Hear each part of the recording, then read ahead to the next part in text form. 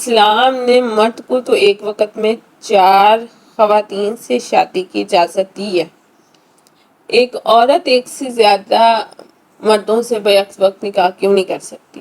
آپ کے پاس اس کی کوئی وضاحت ہے؟ سب سے پہلے تو میں خود کنفیوزڈ ہوں کہ سوال کرنے والا کوئی مسلم ہے یا نان مسلم ہے، ٹھیک۔ بہرحال دیکھیں کہ ایک مرد اور عورت میں فزیکلی لحاظ سے بڑا فرق ہے، ایموشنلی لحاظ سے بھی بڑا فرق ہے۔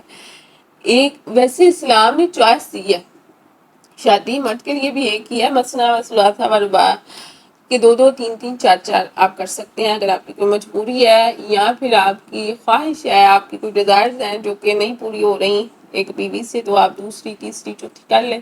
اسلام آپ کو اس چیز کا رائٹ دیتا ہے، اجازت دیتا ہے اگر آپ انصاف کا معاملہ کریں تو۔ یہ ہمارے جو مرد حضرات ہیں ان کے لیے باقی معاملہ آسان ہے، مثنیٰ و ثلاثہ و رباع، انصاف والا مشکل کر دیتے ہیں، تو اس کے لیے بھی سخت وعید ہے کہ جسے 2 بیویاں کی یا 3 یا 4 اور پھر ان کے اندر انصاف کے تقاضوں کو ملحوظ خاطر نہیں رکھا تو قیامت کے روز یوں آئے گا کہ اس کا جسم کا ایک حصہ مفلوج ہوگا اور اہل محشر دیکھ کے پہچان لیں گے وہ یہ شخص ہے کہ جو دنیا میں اپنی بیویوں کے ساتھ انصاف نہیں کرتا تھا۔ بہرحال یہ ایک علیحدہ موضوع ہے، لیکن اگر مرد کو 4 شادیوں کی اجازت اللہ تعالیٰ نے دی ہے تو اسے ایموشنلی لحاظ سے بھی اسٹرانگ رکھا ہے۔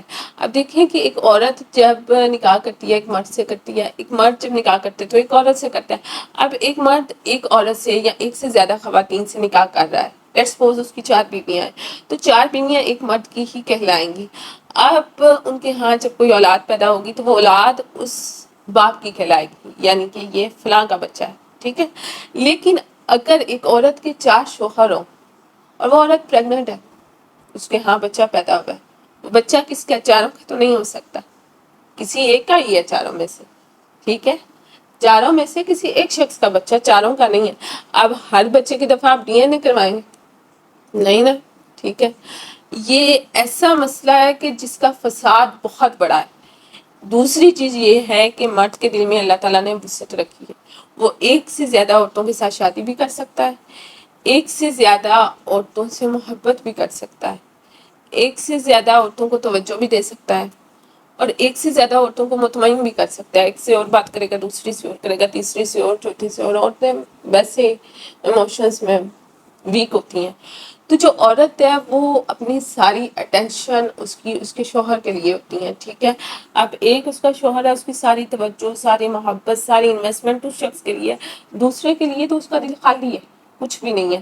تو بات یہ ہے کہ کوئی بھی اسلام کیا کوئی بھی مذہب اس چیز کو پروموٹ نہیں کرتا کہ ایک خاتون کے ایک سے زیادہ بیک وقت ہسبینڈ ہو، ٹھیک ہے۔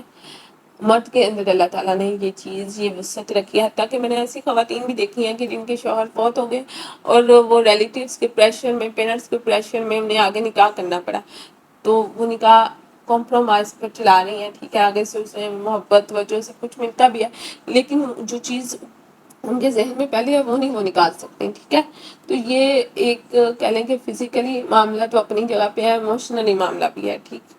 تو ایک عورت کے ایک سے زیادہ ایک ٹائم میں ہسبینڈ ہو، یہ تو پاسبل ہی نہیں ہے، ٹھیک، پاسبل ہو ہی نہیں سکتا۔ اس سے وہ معاشی خرابیاں پھیلیں گی جن کا نقصان بیان کرنا ناقابل جو ہے نا فہم ہے، ٹھیک ہے۔